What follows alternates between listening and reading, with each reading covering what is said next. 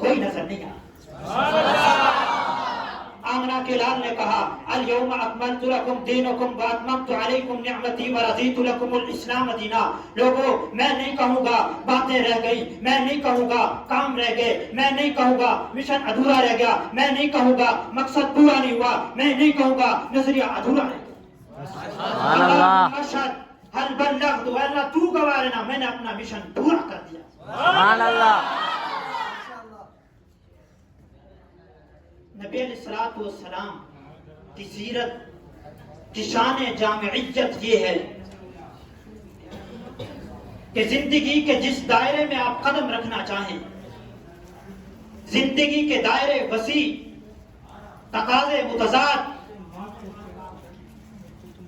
آپ جس دائرے میں بھی قدم رکھنا چاہیں، نبی علیہ السلام کی زندگی آپ کے لیے اسوہ اور نمونہ۔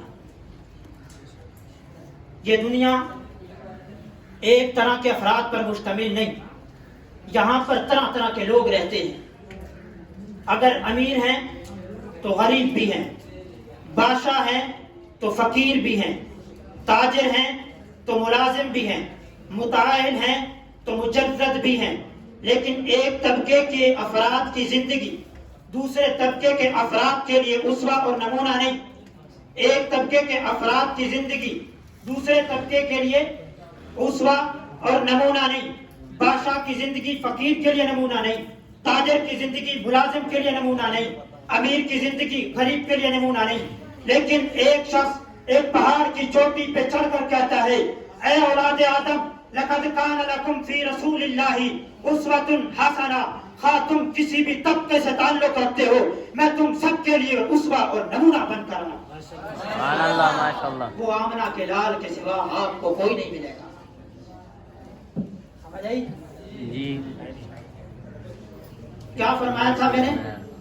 بلکہ کیا کہا تھا معذرت کے ساتھ، کیا کہا تھا میں نے کہ زندگی کے دائرے وسیع، آپ نے جس دائرے میں قدم رکھنا ہو، نبی علیہ السلام کی زندگی آپ کے لیے میرے لیے اسوہ اور نمونہ، اسوہ اور نمونہ۔ اگر آپ زندگی گزار رہے ہیں ایسے ملک میں جہاں حکومت، ریاست، اقتدار کفر کے ہاتھ میں ہے تو مکین مکہ کو دیکھو۔ اگر آپ زندگی گزار رہے ہیں ایسے ملک میں جہاں حکومت، ریاست، اقتدار کا تاج مسلمانوں کے سر پہ ہے تو تاجدار مدینہ کو دیکھو۔ اگر آپ کو میدان جنگ میں اترنا پڑ جائے، جنگ لڑنی پڑ جائے تو غازی بدر کو دیکھو۔ اگر آپ نے صلح کرنی ہے، کسی میدان میں جا کر صلح کرنی ہے تو حدیبیہ میں صلح کرنے والے کو دیکھو۔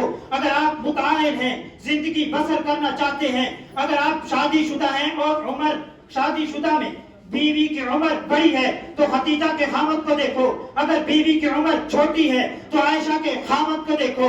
اگر آپ شادی شدہ نہیں مجرد ہیں تو مکہ میں 25 سالہ جوان کو دیکھو جس کی بیداغ جوانی پر کوئی مائی کلان انگلی نہیں اٹھا سکا۔ اس لیے میں کہتا ہوں کہ داستان حسن جب پھیلی تو لامحدود تھی، لیکن جب سکتی تو میرے محبوب کا نام مقرر ہے۔